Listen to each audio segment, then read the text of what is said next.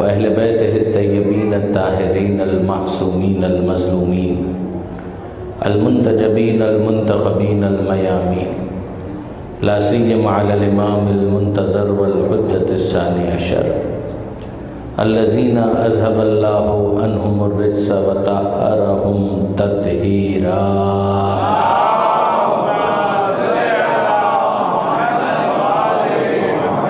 واللعنة الدائمة الباقية على أعدائهم أجمعين من يوم ظلمهم إلى قيام يوم الدين. أما بعد فقد قال الله سبحانه وتعالى في القرآن الحكيم بسم الله الرحمن الرحيم ومن آياته أن خلق لكم من أنفسكم أزواجا لتسكنوا إليها وجعل بينكم مودة ورحمة صلوات على محمد وآله.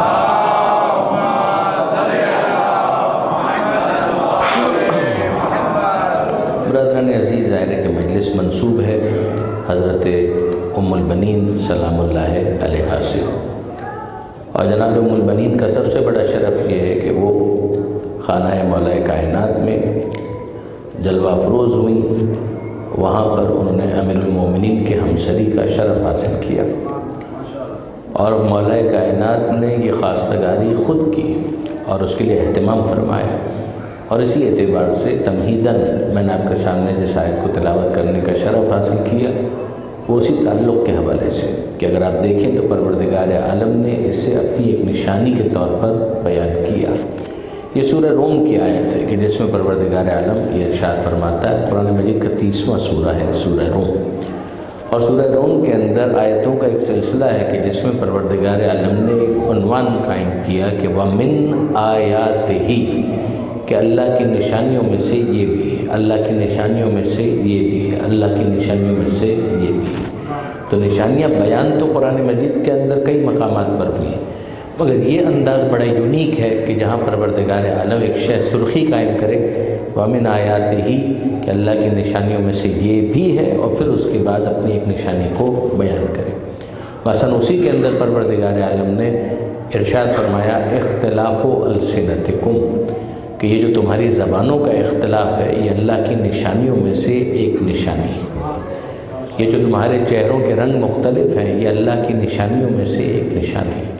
یعنی اب آپ ذرا غور فرمائیں، اختلاف السنتکم، کہ تمہاری زبانوں کا اختلاف، کہ اگر گوشت کے ٹکڑے کو دیکھیں جو زبان کی صورت میں ہر ایک کے ذہن میں موجود ہے تو وہ تو ملتا جلتا ہے، اسی کی حرکت ہے، فضائے ذہن میں اسی کو ادھر سے ادھر آپ گھماتے چلے جائیے، مگر چائنیز جب بات کرتا ہے تو اپنے الفاظ ادا کرتا ہے، اگر آپ اردو میں بات کر رہے ہیں تو اپنے حروف ادا کر رہے ہیں، اگر کوئی عربی بول رہا ہے تو اپنے الفاظ بول رہا ہے۔ ہر زبان میں ما فی الضمیر کو بیان کرنے کی صلاحیت جو موجود ہے، تو پروردگار عالم نے اس کو اپنی نشانی کے طور پر بیان فرمایا۔ درود بھیجیے گا محمد۔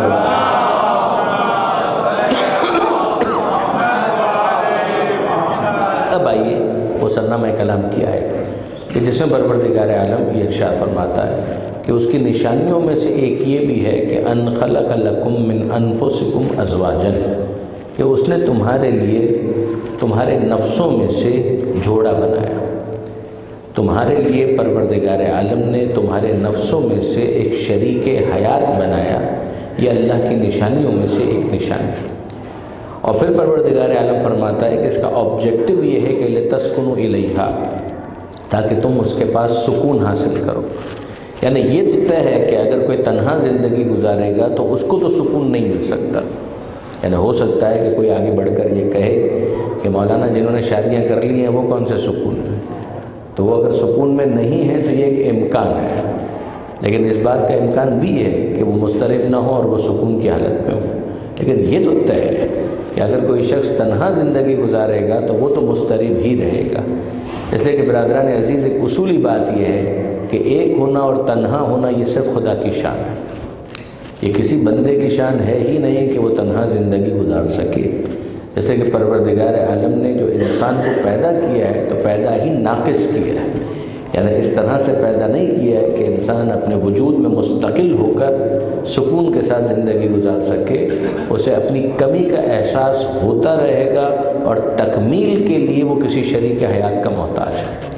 خدا نے انسان کو بنایا ہی اس طرح سے۔ اب اس کے بعد اگلا مرحلہ آتا ہے کہ پروردگار فرماتا ہے کہ لِتَسْكُنُوا إِلَيْهَا، کہ ہم نے پیدا اس لیے کیا کہ تاکہ تم اس کے پاس سکون حاصل کرو، لیکن اس سکون کے حصول کے لیے تمہیں کچھ کام کرنا پڑے گا۔ کچھ ہم کر دیں گے تو کچھ تم کرو، کچھ کام ہماری طرف سے ہوں گے اور کچھ کام تمہاری طرف سے ہونے چاہیے۔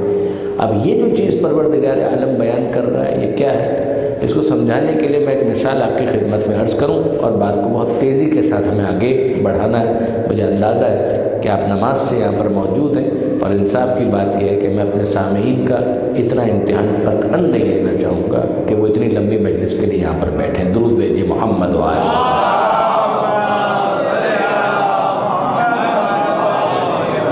تو بات مختصر رہے گی، ممکن ہے کہ اگلے 20 منٹ کے اندر ہم بات کو مکمل کر دیں۔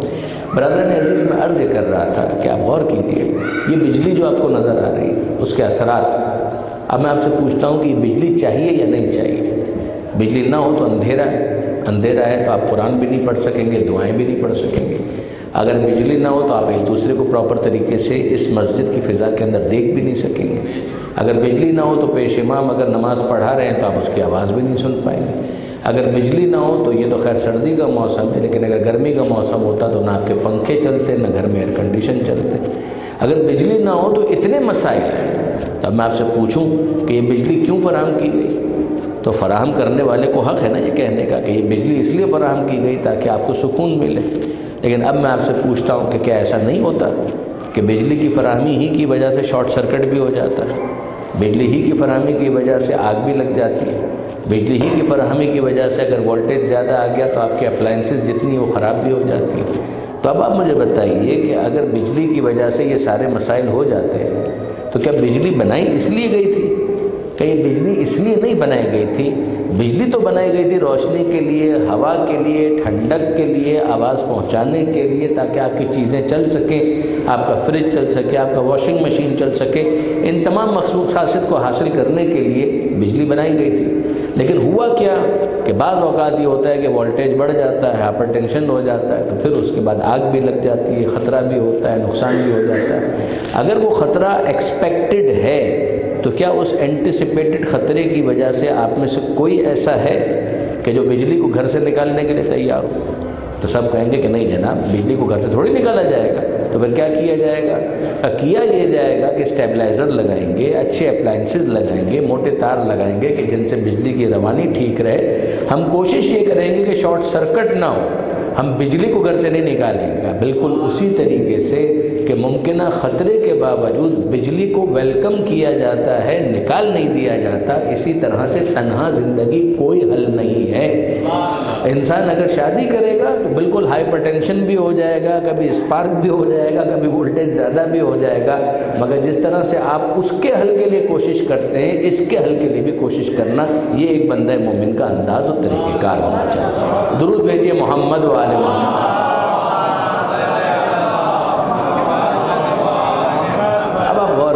کہ لِتَسْكُنُوا إِلَيْهَا یہ آبجیکٹیو ہے۔ جس طرح سے بجلی کے بارے میں نے کہا بھائی آپ کی گھر کے اندر روشنی ہو جائے، یہ آبجیکٹیو ہے، کہ سکون آپ کو ملے، یہ آبجیکٹیو ہے۔ مگر اب وہ ہائپر ٹینشن ہو جائے گا، اگر معاملات ہاتھ سے نکل گئے تو پھر کیا ہوگا؟ کہ اپلائنسز خراب ہوں گے تو پھر کیا ہوگا؟ اس کے لیے کیا کریں؟ تو پروردگار کہتا ہے کچھ میں کرتا ہوں، کچھ تم کرو، کچھ میں کرتا ہوں، کچھ تم کرو۔ اب اس آیت میں دیکھیے کہ خدا کیا کر رہا ہے۔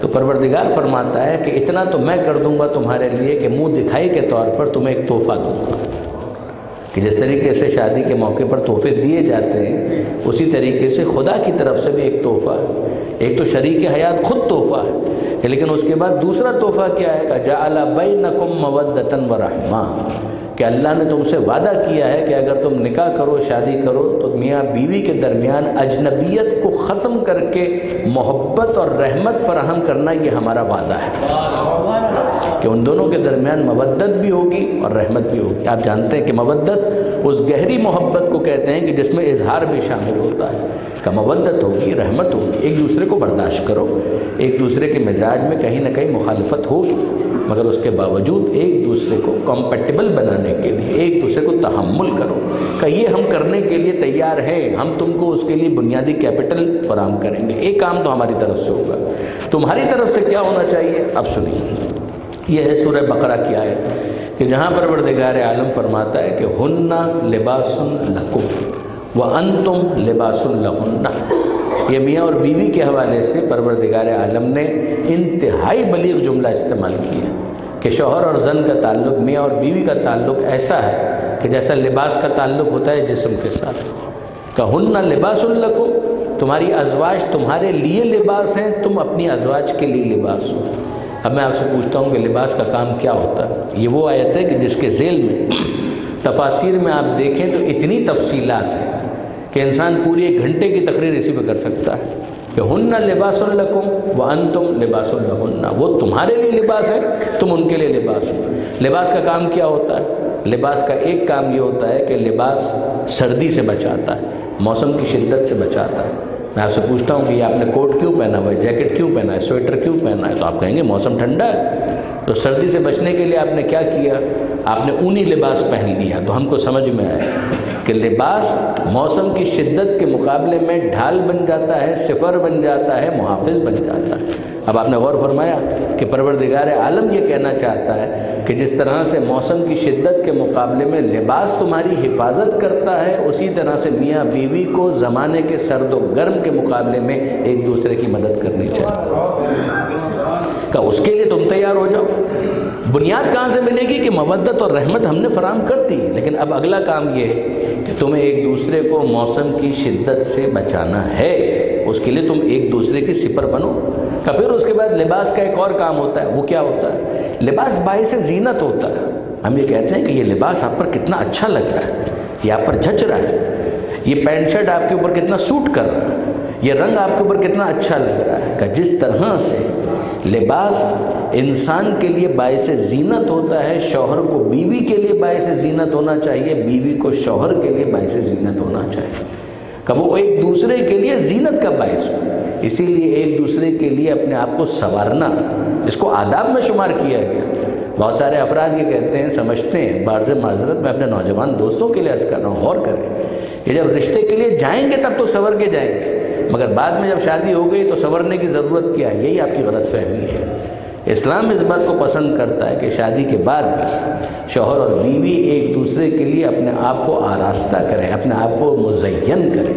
باقاعدہ معصومین کی آپ کو سیرت کے اندر یہ چیز ملے گی کہ معصومین نے باقاعدہ خضاب کیا ہوا ہے، رنگین لباس پہنا ہوا ہے۔ جب کسی نے سوال کیا تو مولا نے کہا، معصوم نے کہا کہ چونکہ ہماری زوجہ اس بات کو پسند کرتی ہے لہٰذا ہم نے یہ انداز اختیار کیا ہے۔ آپ نے غور فرمایا کہ انسان بالکل ایک تارک دنیا راہب بن کر اگر زندگی گزارنا چاہتا ہے تو یہ تو فیملی نظام کا بیڑا غرق ہے۔ یہ دو چیزیں ہوئی۔ تیسری چیز کہ لباس کا تیسرا کام یہ، پہلا کام سرد و گرم سے حفاظت، نمبر 2 باعث زینت، نمبر 3 کا لباس کا تیسرا کام یہ ہے کہ لباس عیب پر پردہ ڈالتا ہے۔ غور کیجیے گا، اگر یہاں پر کوئی زخم کا نشان ہے، اگر یہ اسکن ایکسپوزڈ ہے تو وہ زخم آپ کو نظر آئے گا، نشان نظر آئے گا، لیکن اگر یہاں پر لباس موجود ہے تو لباس کا کام یہ ہے کہ وہ اس عیب کو چھپائے نہ کہ آشکار کرے۔ جب شوہر اور بیوی ایک خاندان کے طور پر زندگی گزار رہے ہیں تو ان سے زیادہ کوئی ایک دوسرے سے واقف نہیں ہے، ایک دوسرے کی خوبیاں بھی پتہ ہے، ایک دوسرے کی خامیاں بھی پتہ ہے۔ تو جب خامیاں پتہ ہے تو اس کے بارے میں کیا کریں؟ کہ وہ کرو جو لباس کرتا ہے۔ ایک دوسرے کی خامیوں کو لوگوں کے درمیان آشکار مت کرو۔ یہ نہ ہو کہ جنگ اخبار کے اندر اشتہار دیا جا رہا ہے کہ میرے شوہر کے اندر یہ خرابی ہے یا میری بیوی کے اندر یہ عیب پایا جاتا ہے، یا مثال کے طور پہ جیو کے اوپر ٹکر چلا رہے ہیں پتہ چل جائے سب کو کہ میرا شوہر ایسا اور میرا شوہر ویسا ہے. نہ، یہ وہ چیز ہے کہ جو لباس نہیں کرتا. کہ جب لباس نہیں کرتا تو تم لباس بنو. جس طرح سے لباس عیب کو چھپاتا ہے، تم بھی ایک دوسرے کے عیب کو چھپانے والے بنو. کہ اس کا فائدہ یہ ہوگا کہ زندگی گزر سکے گی، ورنہ تو یہ زندگی عذاب ہے. یہ اب آپ نے غور فرمایا، جو بجلی کو کنٹرول کرنے کے لیے اسٹیبلائزر کا رول ہے، وہی زن و شوہر کا ایک دوسرے کے حوالے سے رول ہونا چاہیے تھا کہ وہ ایک دوسرے کو اسٹیبلائز کرے، نہ یہ کہ ایک دوسرے کو ایکسپوز کرے. ہاں، کبھی اگر معاملات بالکل آؤٹ آف کنٹرول ہو جائیں گے تو پھر شارٹ سرکٹ ہوگا، وہی طلاق ہے بارز معذرت، جس کے نتیجے میں وہ سارا سسٹم کولیپس کر جاتا ہے. اب آپ دیکھیے، اس کے لیے تاکید اس بات کی ہے کہ جب ایک انسان رشتے کی تلاش کرے تو اپنے میچ کو تلاش کرے. ایسا نہ ہو کہ مثال کے طور پر بیوی جو ہے اس نے تو PhD کیا ہوا ہے، اور جو شوہر ہے وہ بالکل انگوٹھا چھاپ ہے، اور آپ ایک دوسرے کی شادی کروا لیں. ممکن ہے کہ کوئی معجزہ ہو جائے اور یہ شادی کامیاب ہو جائے، امکان کم ہے. یا بالکل برعکس کہ فرض کیجئے کہ جو شوہر ہے وہ تو PhD اور جو خاتون ہے اس کو لکھنا بھی نہیں آتا، اور آپ کہیں کہ ان دونوں کی شادی کر دو اور اس کے بعد کہو کہ زندگی گزارو، تو پروردگار عالم کی طرف سے مودت اور رحمت کی جو فراہمی ہے وہ تو ہوگی، مگر یہ میچ بننے والا نہیں ہے. اگر یہ رشتہ چل پائے تو یہ معجزہ ہوگا. اسی لیے کہا گیا کہ انسان اس بات کو دیکھے کہ ہاں بنیادی طور پر جس کو رشتہ دیا جا رہا ہے وہ دیندار ہو، با اخلاق ہو. اسی طرح سے کم اتنا کماتا ہو، ارب پتی نہ ہو، کروڑ پتی نہ ہو، لیکن بنیادی جو خرچے ہیں وہ اٹھا سکے. اگر بنیادی خرچے وہ اٹھا سکتا ہے، با اخلاق ہے، دیندار ہے، اور باقی تمام تر چیزوں کے اندر کچھ ایک مناسبت نظر آتی ہے، تو پھر اس کے بعد رشتہ دے دینا چاہیے. اور پھر اس کے بعد انسان یہ بھی دیکھے کہ وہ کس طرح کی اولاد چاہتا ہے. جیسی وہ اولاد چاہتا ہے ویسی زوجہ تلاش کرے اس کے اعتبار سے. اسی لیے کہا گیا کہ اگر تم چاہتے ہو کہ تمہاری اولاد دیندار ہو تو جس گود میں وہ اولاد پروان چڑھنے والی ہے اس گود کے بارے میں طے کرو وہ دیندار ہے یا نہیں. اسی لیے آپ دیکھیں گے کہ اس بات پر بہت زیادہ تاکید آئی. اور یہاں ہم دیکھتے ہیں کہ خود مولا کائنات اور خاتون جنت حضرت فاطمہ زہرا سلام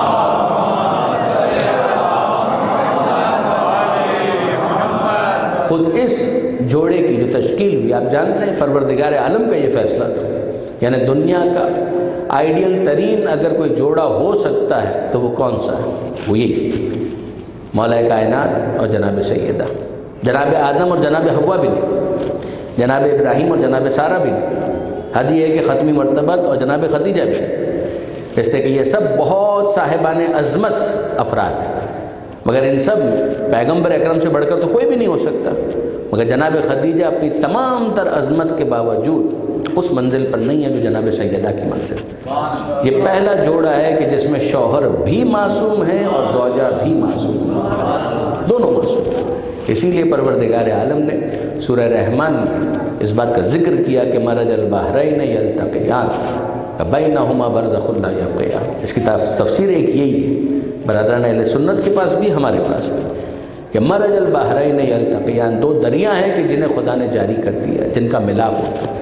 جب پیغمبر اکرم سے سوال کیا گیا کہ اللہ کے رسول یہ کون سے دو دریا ہیں کہ جن کا ذکر ہو رہا ہے، تو جو حضور نے کہا اس کا خلاصہ یہ ہے کہ ایک دریا دریائے عصمت ہے، دوسرا دریا دریائے ولایت ہے.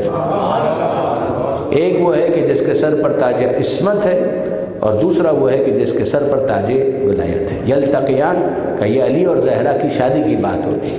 بینہما برزخ لا یبغیان، اور ان دونوں کے درمیان ایک برزخ، ایک حد فاصل، یہ تجاوز نہیں کرتے. وہ برزخ کون ہے؟ کہ وہ میں خود ہوں. میری وجہ سے علی جانتے ہیں کہ زہرا کیا ہے، زہرا جانتی ہیں کہ علی کیا ہے.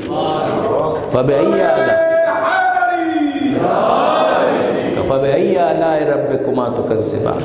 اے گروہ جن و انس، تم بتاؤ تم اپنے رب کی کون کون سی نعمتوں کو جھٹلاؤ گے. تمہارے درمیان ہم نے علی اور زہرا جیسا معصوم جوڑا رکھ دیا.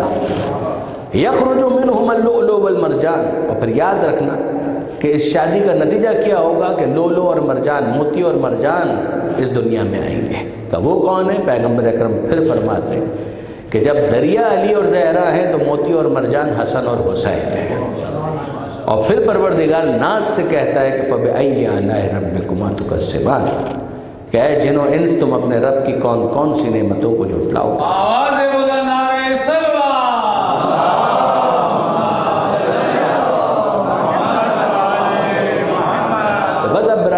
عزیز یہ کہنے کا مجھے حق دیجئے کہ علی اور زہرا جیسا جوڑا ہو تو حسن اور حسین جیسے بیٹے ہوتے ہیں، اور علی اور ام البنین جیسا جوڑا ہو تو عباس جیسا بیٹا ہو۔ آپ نے غور فرمایا برادران عزیز، اس لیے کہ باقاعدہ اہتمام ہمیں یہ نظر آتا ہے کہ مولا کائنات اپنے بڑے بھائی سے کہہ رہے ہیں جناب عقیل سے کہ انظر لی امرأتن، کہ میرے لیے خاتون کو تلاش کیجیے کہ جس کا تعلق ایک بہادر گھرانے سے ہو، تلد غلاما فارسا، کہ جس کے ذریعے سے پروردگار مجھے ایک بہادر بیٹا عطا کرے۔ اب آپ غور فرمائیے کہ بہادر بیٹا عطا کرے، اس کے لیے زوجہ بھی وہ ہونی چاہیے کہ جسے ام البنین کہا جا سکے۔ یہ ایسے ہی تو نہیں کہ مولا کائنات کے علم میں عجیب ہے، بہت ساری مماثلتیں اور مناسبتیں ہیں کہ جو اس حوالے سے ڈسکس کی گئی۔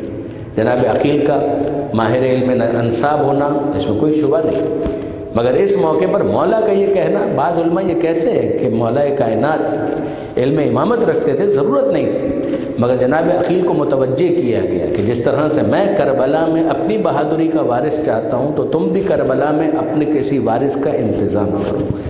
اسی لیے آپ جانتے ہیں کہ کربلا میں دو ایسے بہادر ہیں، ایک تمہید کربلا اور ایک میدان کربلا۔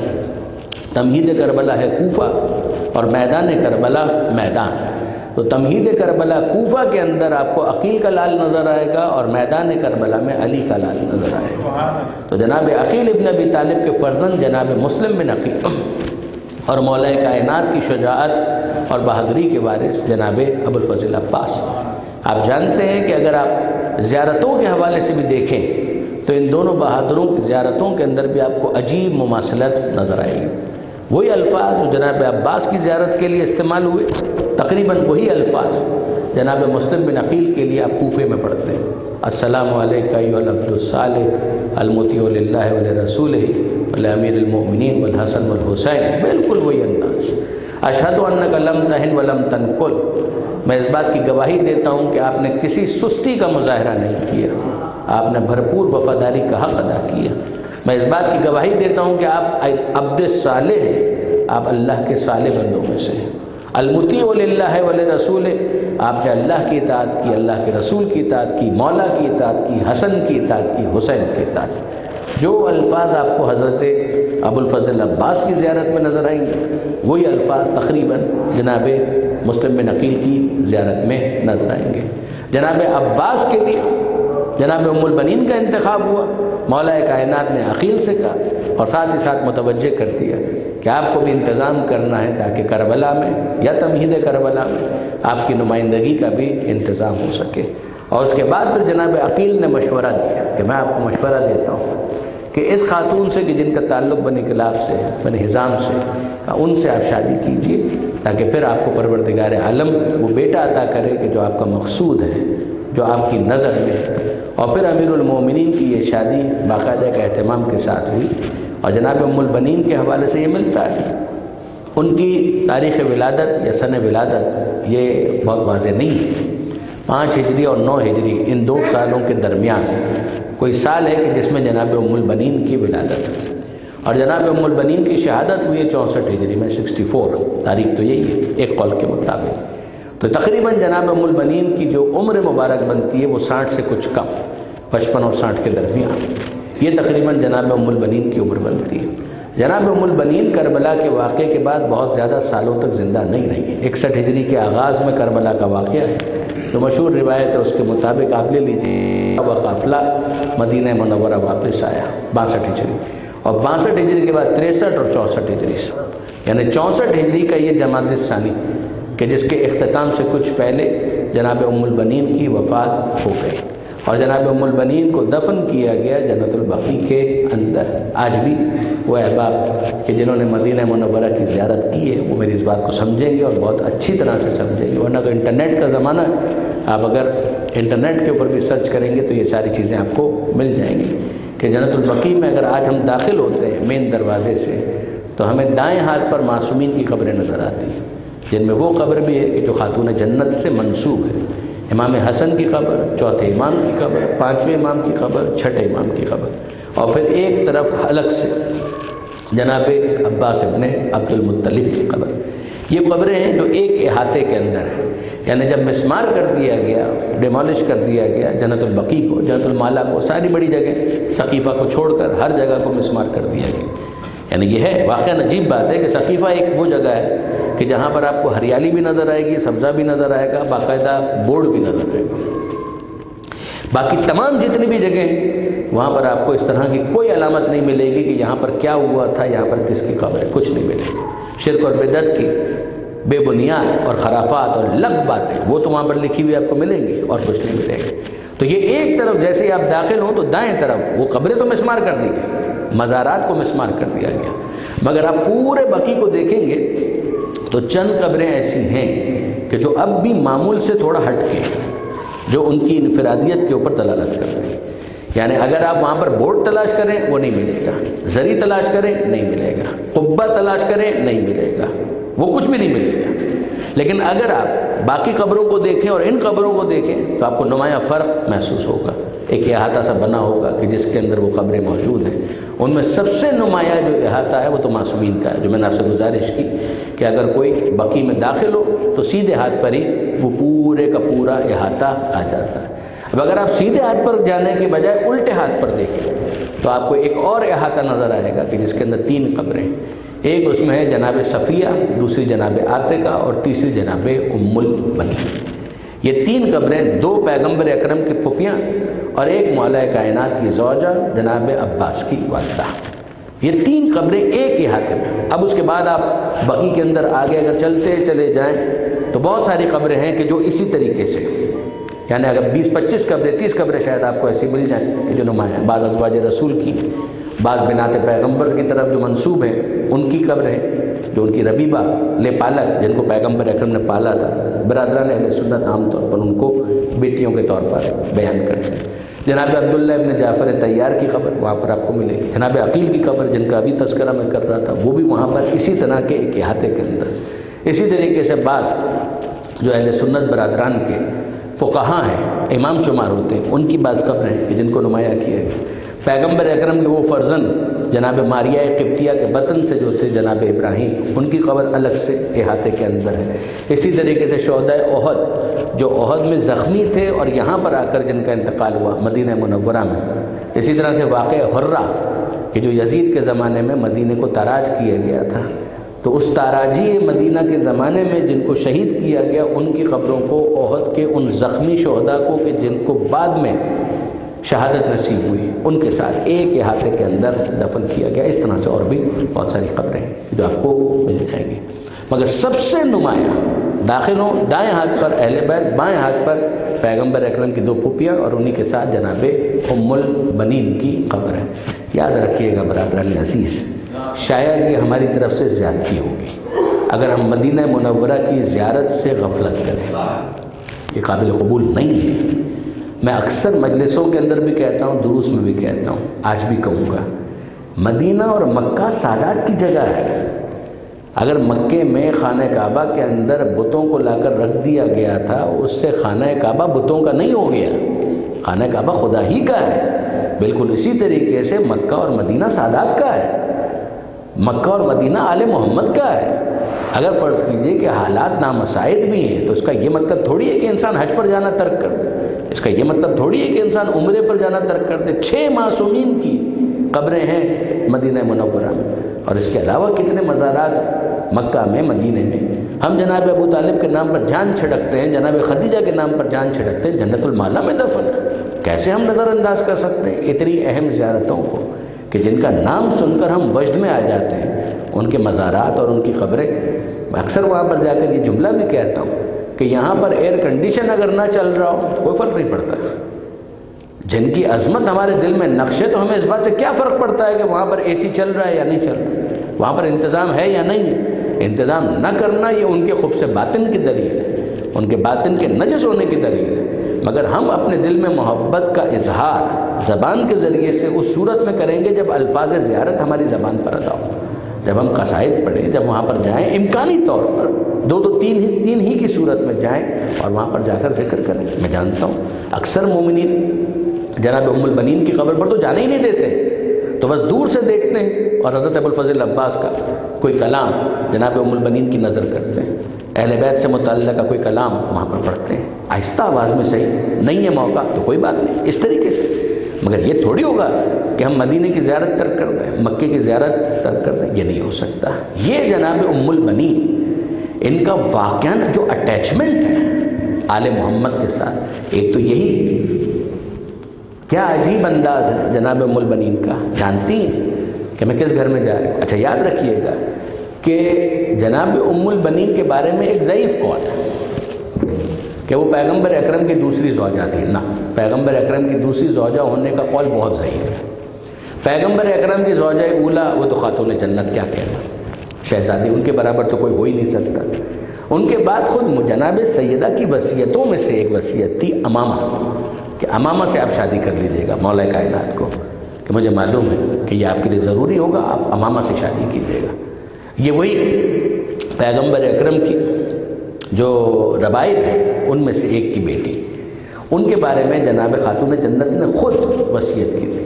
اگر آپ اس کو پڑھنا چاہیں اردو کتابوں کے اندر تو حدیث کربلا حضرت علامہ طالب جوہری صاحب کی بہت اچھی کتاب ہے، انصافاً بہت اچھی کتاب۔ اس میں اگر آپ دیکھیں گے حضرت ابوالفضل عباس کا چیپٹر، تو وہاں پر انہوں نے اس کو بیان بھی کیا ہے اور اس پر تبصرہ بھی کیا کہ یہ قول یوں بھی ضعیف ہے کہ جب جناب سیدہ خود وصیت کر رہی ہیں تو مولا کائنات جناب سیدہ کی وصیت کو ظاہر ہے کہ نظر انداز نہیں کر سکتے تھے۔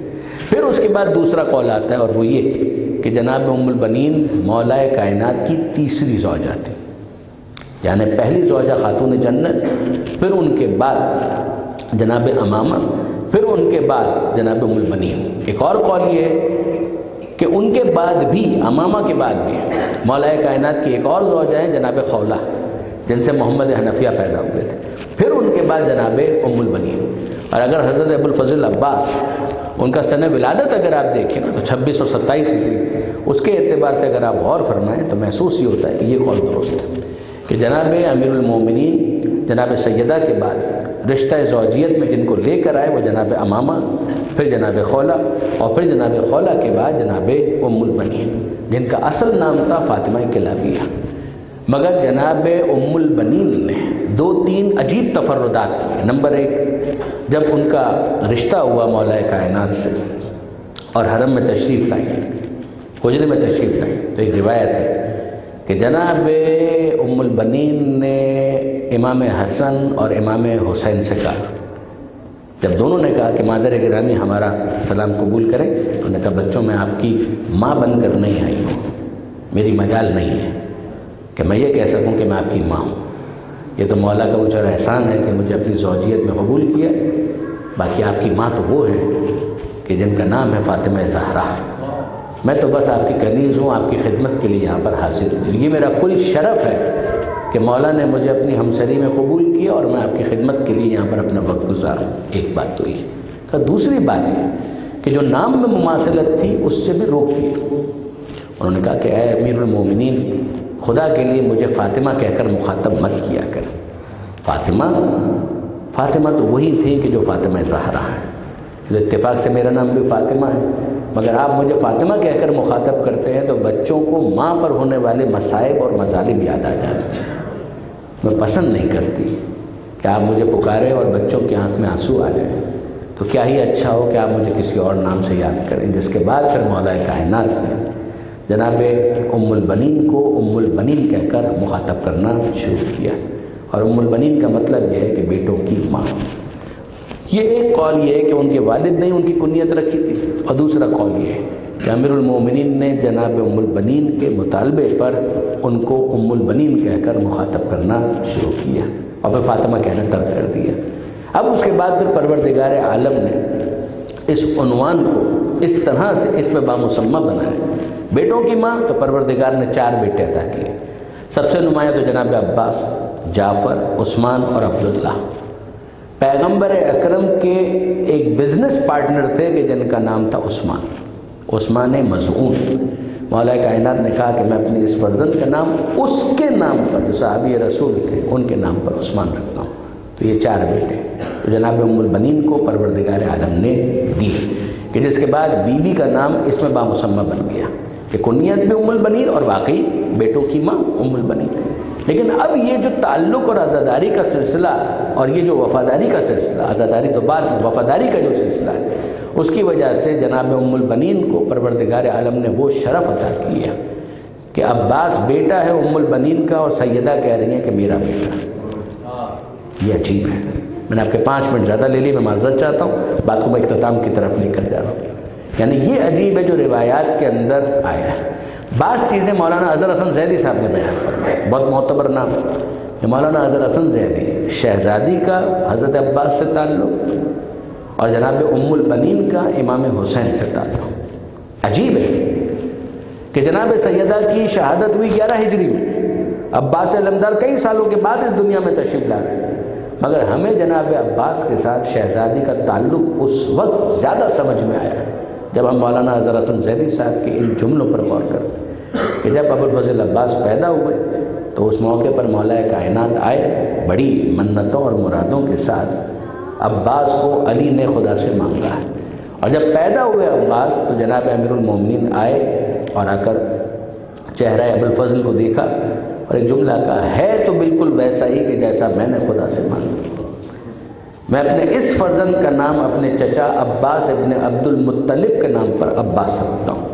اور جیسے ہی کہا کہ میں اس کا نام عباس رکھتا ہوں، جناب زینب آئی اور کہا کہ بابا میرا یہ وہ بھائی ہے کہ جس کا نام عباس ہوگا؟ کہا کہ ہاں زینب، یہی وہ بھائی ہے کہ جس کا نام عباس ہوگا. کہا بابا ذرا کچھ دیر کے لیے عباس کو میری گود میں دیجیے گا. جناب زینب اور جناب عباس میں عمر کے لحاظ سے اتنا فاصلہ ہے کہ جتنا ایک ماں اور بیٹے کے درمیان ہوتا ہے. کہا بابا کچھ دیر کے لیے عباس کو میری گود میں دیجیے گا. مولا نے حضرت ابوالفضل کو جناب زینب کی گود میں دیا. جناب زینب نے اپنے لبوں کو بھائی کے کانوں سے قریب کیا اور کچھ کہنے لگی، جس پر مولا کائنات نے پوچھا کہ بیٹی ابھی تو بھائی پیدا ہوا ہے، باتیں بھی شروع کر دی؟ اگر نہیں بھائی ہے، بات تو ہوگی اور بہت باتیں ہوں گی، مگر ابھی تو ایک امانت تھی، وہ امانت میں نے پہنچائی. کہا کہ زینب کون سی امانت؟ کہا میری ماں فاطمہ زہرا نے مجھے وصیت کی تھی کہ زینب تیرا ایک بھائی وہ پیدا ہوگا جس کا نام عباس ہے. جب وہ پیدا ہو تو اس کے کانوں سے اپنے لبوں کو قریب کر کے کہنا کہ ماں فاطمہ زہرا نے تجھے سلام کہا. اب مذاق نہیں ہے جناب ابوالفضل عباس کے ساتھ. جناب سیدہ کی شہادت 11 ہجری، ابوالفضل عباس سالوں کے بعد اس دنیا میں آئے، مگر بیوی سے کہاں چھپا ہوا ہے معاملہ کہ مستقبل میں عباس حسین کے لیے کیا ہوگا، مستقبل میں عباس زینب کے لیے کیا ہوگا. تو جناب زینب کو صاحب امانت بنایا کہ اے زینب یہ سلام تیرے پاس امانت ہے، جب وہ بھائی پیدا ہو تو اس تک میرا یہ سلام پہنچا دے. اور جناب زینب نے وہ سلام پہنچایا. یہ ایک معاملہ ہو گیا. اب اس کے بعد آئیے اور دیکھیں، ایک اور روایت میں آپ کے سامنے پیش کرتا ہوں. وہ کیا ہے؟ اس روایت کے الفاظ یہ مال ستین کی روایت ہے. شہزادی کا تعلق جناب ابوالفضل عباس کے ساتھ. یہ مال ستین کی روایت ہے کہ اذا کان یوم القیامہ واشتد الامر علی الناس، کہ جب قیامت کا دن ہوگا اور لوگوں پر معاملہ بہت سخت ہو جائے گا، جلال پروردگار، غضب پروردگار، لوگ جہنم میں جھونکے جا رہے ہیں، اس وقت اللہ کے رسول بعث رسول اللہ امیر المومنین الی فاطمہ، اس وقت اللہ کے رسول جناب مولا کائنات سے کہیں گے کہ جاؤ اور جا کر فاطمہ سے کہو کہ وہ آئیں اور مسند شفاعت پر تشریف لے جائیں اور پروردگار کی بارگاہ میں ہاتھ کھول کر شفاعت کی دعا کریں. تو مولا آئیں گے جناب سیدہ کے پاس اور آ کر کہیں گے یا فاطمہ مت دخلت لاجل ھذا المقام، اے فاطمہ ماننے والوں کی شفاعت کرنی ہے تو خدا کی بارگاہ میں جب دعائے شفاعت کرو گی تو کوئی سامان شفاعت بھی ہے؟ کیا سامان شفاعت پیش کرو گی؟ تو اس وقت جناب سیدہ اپنے ہاتھوں پر سے چادر ہٹائیں اور کہیں گے اے ابوالحسن آپ سامان شفاعت کی بات کر رہے ہیں، کفانا لاجل ھذا المقام، بہت کافی ہے شفاعت کے لیے، سامان شفاعت کے طور پر بہت کافی. مگر کیا کافی ہے؟ کہا جو میرے ہاتھوں پر آپ دیکھ رہے ہیں. کہیے آپ کے ہاتھوں پر کیا ہے؟ کہا الیدان، 2 ہاتھ ہیں. کہا 2 بازو ہیں. کہیے 2 بازو کیسے ہیں؟ کہا المقطوعتان، یہ 2 کٹے ہوئے بازو. مگر یہ ہیں کس کے؟ من ابن العباس، یہ عباس کے 2 کٹے ہوئے بازو امت کی شفاعت کے لیے بہت کافی ہے. یہ عباس کون ہے؟ کہا من ابنی العباس، یہ عباس تو میرا بیٹا ہے۔ یہ جناب خاتون جنت کا کہنا کہ یہ عباس تو میرا بیٹا ہے، وہ سلام کہلوانا، یہ کہنا یہ تو میرا بیٹا ہے، جنم ام البنین نے دیا ہے مگر بیٹا تو میرا ہے، اسے میں نے اپنا بیٹا کہا ہے۔ یہ جناب سیدہ کا تعلق ہے۔ کیا اس تعلق کو ام البنین نہیں جانتی تھی؟ یہ جناب ام البنین بھی جانتی تھی اور بہت اچھی طرح سے جانتی تھی۔ اسی لیے اس روایت پر بھی غور کیجیے گا کہ یہ جناب ام البنین کو مروان ایک دشمن اہل بیت ہے، مدینہ میں رہتا بھی نہیں ہے، کم رہتا ہے۔ مدینہ منورہ میں آ کر اس نے دیکھا کہ محلہ بنی ہاشم کا ایک گھر ہے، دروازہ کھلا اور ایک نقاب پوش بیوی باہر تشریف لائی اور آئیں آہستہ آہستہ بوجھل قدموں سے جنت البقیع میں گئی اور بقیع میں اس قبر کے پاس گئی جو خاتون جنت سے منسوب ہے اور ایک جملہ کہا، اے شہزادی فاطمہ، میں آپ کو آپ کے بیٹے عباس کا پرسہ دینے کے لیے آئی ہوں، میں آپ کو آپ کے بیٹے عباس کا پرسہ دینے کے لیے آئی ہوں۔ مروان نے مدینے کا کوئی فرد نظر آیا، اس کو روکا اور کہا کہ بات سن، میرا تو اہل بیت سے کوئی تعلق نہیں ہے، اتنا تو میں بھی جانتا ہوں کہ عباس فاطمہ زہرا کے بیٹے نہیں ہیں، عباس تو ام البنین کے بیٹے ہیں۔ یہ خاتون عجیب ہے کہ آئی ہیں محلہ بنی ہاشم سے، دروازہ کھلا ہے، میں نے دیکھا اور آ کر ان کو اتنا بھی نہیں پتا کہ عباس کا پرسہ دینا ہے تو ام البنین کو پیش کریں، عباس کا پرسہ فاطمہ زہرا کو چھ مانا دارا۔ مگر اس موقع پر یہ جملہ سن کر وہ مدینے کا رہنے والا زار و قطار رونے لگا، داڑھی مار مار کر رونے لگا۔ اے مروان، تو نہیں جانتا یہ جو بیوی کہہ رہی ہے نا، یہ کوئی اور نہیں ہے، یہ خود ام البنین، یہ خود ام البنین ہے۔ مگر ام البنین بھی جانتی ہے کہ عباس کو جنم میں نے دیا ہے، مگر عباس کی ولادت سے پہلے فاطمہ زہرا نے اپنا بیٹا کہا کہ حسن اور حسین کے بعد میرا ایک اور بیٹا ہے عباس۔ اور یہ اب جناب ام البنین کے آخری چند بین آپ سن لیجیے اور مجلس مکمل کہ جناب ام البنین نے حضرت ابوالفضل عباس کو مخاطب کر کے کہا، اے بیٹا عباس، یہ لوگ مجھے کہتے ہیں تو مارا گیا، تیری ماں کو یقین نہیں آتا، اس لیے کہ تو وہ ہے کہ جس کو تیری ماں نے جنم دیا۔ میں جانتی ہوں کہ میرا عباس کیا ہے، میری گود میں بڑا ہوا ہے میرا عباس، میں نے اسے دودھ پلایا، میں جانتی ہوں کہ میرا عباس کیا ہے۔ لوگ کہتے ہیں کہ تو مارا گیا مگر تیری ماں کو یقین نہیں آتا۔ ہاں میرے لال عباس، یقین نہ آنے کے بعد یقین آنے لگتا ہے، پہلے یقین نہیں آتا مگر پھر یقین آنے لگتا ہے۔ کب یقین آنے لگتا ہے؟ کہ جب میں سنتی ہوں سکینہ کو تماچے لگے، کہ اگر میرا عباس زندہ ہوتا تو کس کی مجال تھی کہ چھوٹی شہزادی کو تماچے لگا، اس بچی کے گوشوارے چھنے، کس کی مجال؟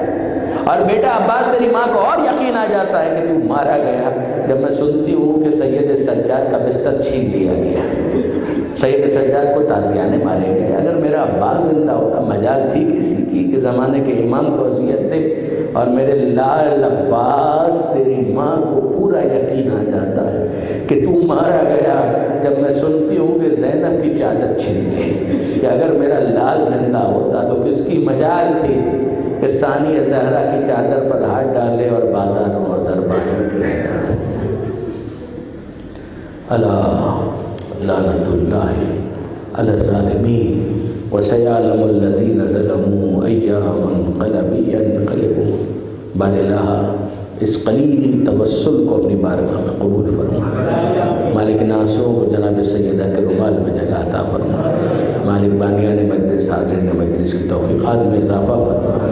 جناب ام البنین بھی باب الحوائج ہے، ان کا بیٹا بھی باب الحوائج ہے، مالک جو حاجتیں ہیں ان سب کو ان وسیلوں کے صدقے میں تمام تر حاجتوں کو پورا فرما۔ اے مالک بیماروں کو شفا عطا فرما، کرونا کی وبا کا خاتمہ فرما، جو بے روزگار ہیں عزت کی روزی عطا فرما، جو بے اولاد ہیں اولاد صالح عطا فرما، جو صاحبان اولاد ہیں تربیت کی توفیق عطا فرما۔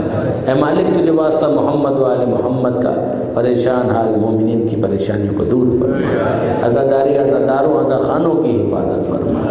اے مالک جو اپنی اولاد کے رشتوں کے لیے پریشان ہیں ان کے اولاد کو بہترین رشتے عطا فرما، جن گھروں میں ناچاکی ہے ناراضی ہے علی اور زہرا کے گھرانے کے صدقے ان گھروں کی ناراضی کو الفت اور محبت سے تبدیل فرما۔ مالک صاحبان ایمان کو ایک دوسرے کے دکھ درد خوشی اور غم میں شریک رہنے کی توفیق عطا فرمائے، ایک دوسرے کی غلطیوں سے درگزر کرنے کی توفیق عطا فرمائے، ایک دوسرے کے لیے اچھا خیال اور اچھا گمان رکھنے کی توفیق عطا فرمائے۔ اے مالک وطن عزیز پاکستان کو استحکام عطا فرمائے، وطن عزیز کو ہر قسم کی داخلی خارجی پریشانیوں سے محفوظ فرمائے، تمام علماء کرام منہج نظام مقام معظم رہبری کی حفاظت فرمائے، زمانے کے امام کے ظہور میں تعجیل فرمائے، ہمیں ان کے اعوان و انصار میں شمار فرمائے۔ ربنا تقبل منا انک انت السمیع العلیم وتب علینا انک انت التواب الرحیم۔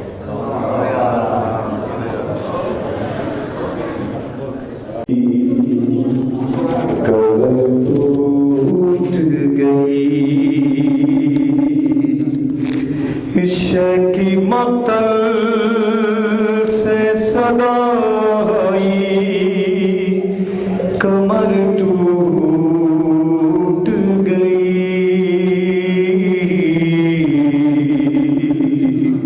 سب مل کے سینوں پہ ہاتھ بھی ماری گا اور مل کے باواز بلند پڑھیے گا بھی۔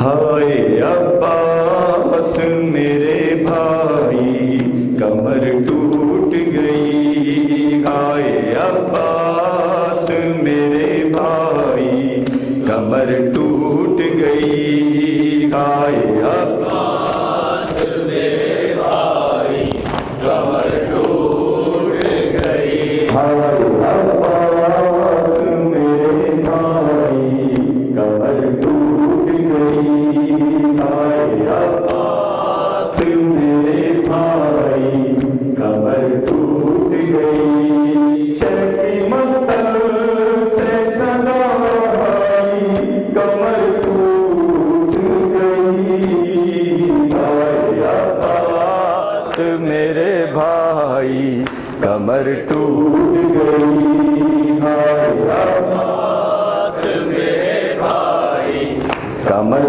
ٹوٹ گئی، میں تیری آس پہ کربل میں چلا آیا تھا، لاکھ دشمن تھے مگر پھر بھی نہ گھبرایا تھا، آنکھ یہ سوچ کے بھر آئی کمر ٹوٹ گئی، ہائے عباس میرے بھائی کمر ٹوٹ گئی، ہائے عباس میرے بھائی کمر ٹوٹ گئی، کتنی ڈھارس تھی تیری جاؤ جلالت کی مجھے، حوصلہ دیتی رہی تیری شجاعت بھی مجھے، میری امید نہ بر آئی کمر ٹوٹ گئی، ہائے عباس میرے بھائی کمر ٹوٹ گئی، ہائے عباس میرے بھائی کمر ٹوٹ گئی، کس طرح جا کے سکینہ سے کہوں میں ہاری، اب چچا تیرا نہ دنیا میں رہا ہے باقی، شے کی آواز گھر آئی کمر ٹوٹ گئی، ہائے عباس میرے بھائی کمر ٹوٹ گئی، ہائے عباس میرے بھائی کمر ٹوٹ گئی، کیسے زینب کو میں اب جا کے دلاسا دوں گا، اس کے پردے کے محافظ کو کہاں ڈھونڈوں گا، جس کی امید پہ وہ آئی کمر ٹوٹ گئی، ہائے عباس میرے بھائی کمر ٹوٹ گئی، ہائے عباس میرے بھائی کمر ٹوٹ گئی، بازو چلی مشکے سکینہ جس دم تیری آنکھوں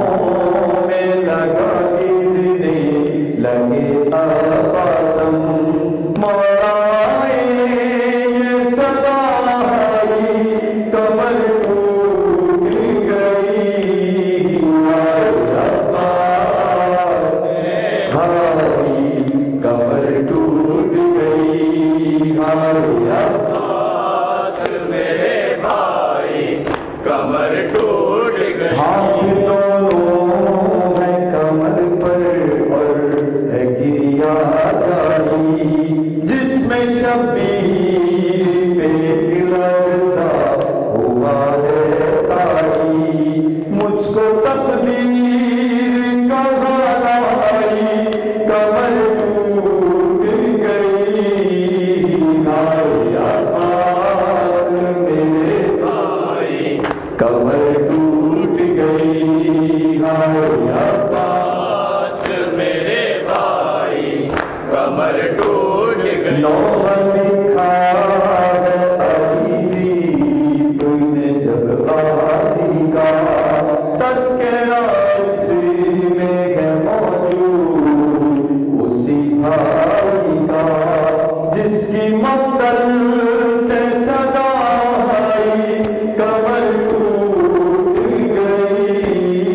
हाय अब्बास मेरे भाई कमर टूट गई। हाय अब्बास मेरे भाई कमर टूट गई। हाय अब्बास मेरे भाई कमर टूट गई। अल्लाहुम्मा सल्ली अला